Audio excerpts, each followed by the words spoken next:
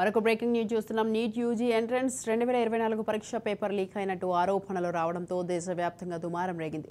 జాతీయ స్థాయిలో వైద్య విద్య ప్రవేశాలకు ఉద్దేశించిన నీట్లోనే ఇలాంటి అక్రమాలు జరగడం ఏంటని కేంద్రంపై తీవ్ర ఆగ్రహవేశాలు వ్యక్తమవుతున్నాయి. పరీక్షకు ఒక్కరోజు ముందు పేపర్ లీక్ అయిందన్న వాదనలు వినిపిస్తున్నాయి. నీట్ రద్దు చేయాలన్న డిమాండ్లు ఊపందుకున్నాయి.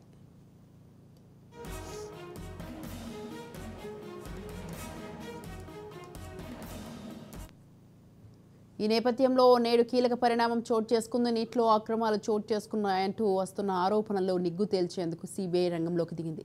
నీట్ అవకతవకలపై నేడు కేసు నమోదు చేసింది. కేంద్ర ఉన్నత విద్యాశాఖ, విద్యా మంత్రిత్వ శాఖల లిఖితపూర్వక ఫిర్యాదు మేరకు క్రిమినల్ కేసు నమోదు చేసినట్టు సిబిఐ ఒక ప్రకటనలో వెల్లడించింది.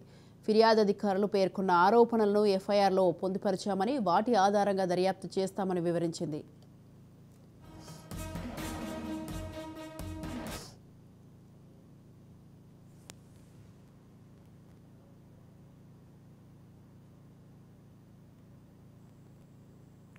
నేషనల్ టెస్టింగ్ ఏజెన్సీ 2024 మే 5న దేశవ్యాప్తంగా నీట్ యూజీ పరీక్ష నిర్వహించింది. 571 నగరాల్లో 4750 కేంద్రాల్లో నీట్ పరీక్ష చేపట్టారు. విదేశాల్లోని 14 నగరాల్లోనూ నీట్ పరీక్ష జరిగింది.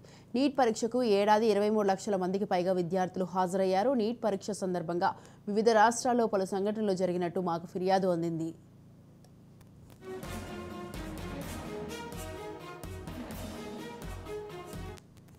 ఈ అవకతవకలపై సమగ్ర దర్యాప్తు జరపాలని కేంద్ర విద్యాశాఖ మమ్మల్ని కోరింది.